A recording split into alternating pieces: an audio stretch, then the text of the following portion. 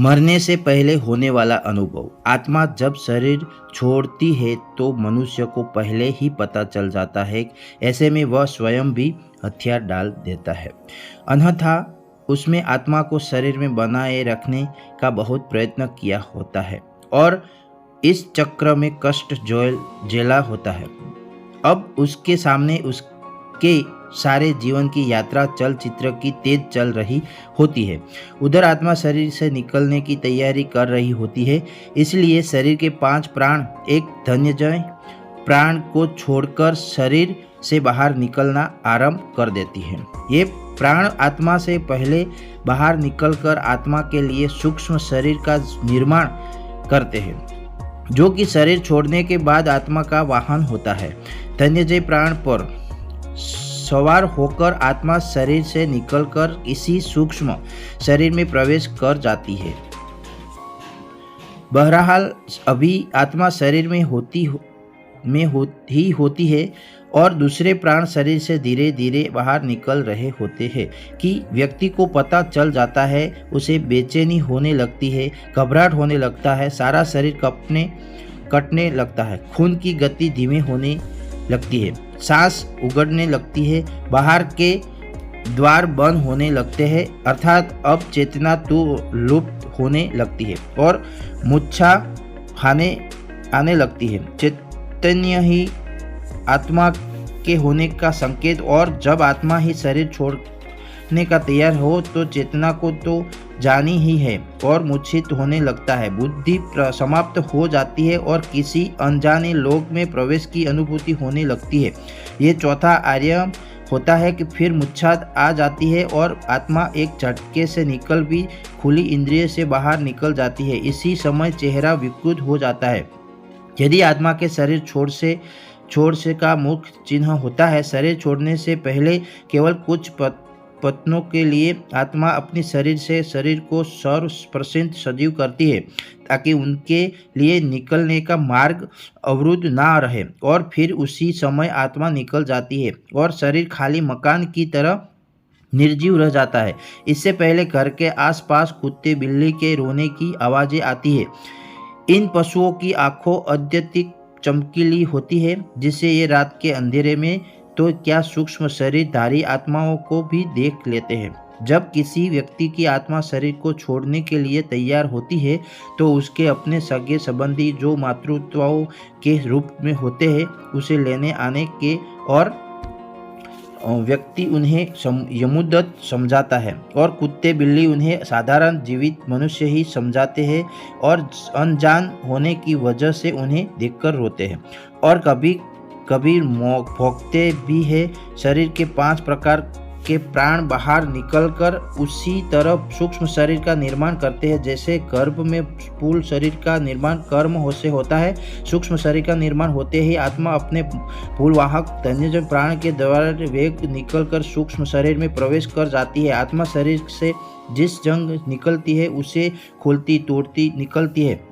जो लोग भयंकर पापी होते हैं उसकी आत्मा मूत्र या माल मार्ग से निकलती है।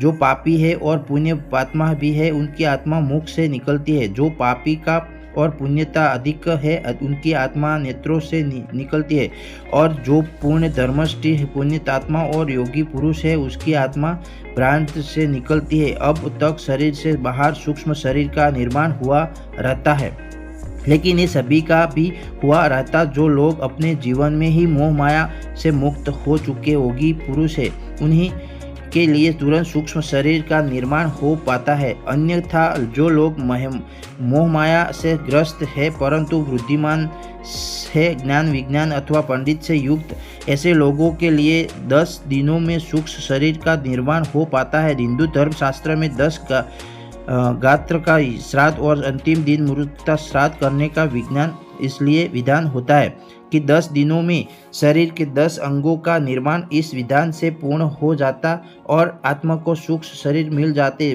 जब एक 10 मात्र का श्राद्ध पूर्ण भी होता और सूक्ष्म शरीर तैयार नहीं हो जाता, आत्मा प्रेत शरीर से निवास करती है।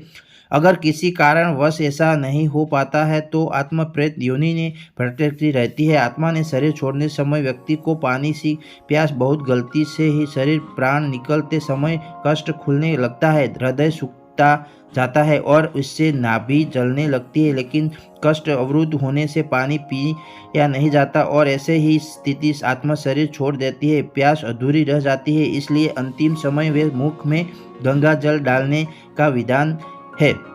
इसके बाद आत्मा का अगला पड़ाव होता है शमशान का पीपल। यहाँ आत्मा के लिए यह दंड बंद होता है जिसमें पानी होता है।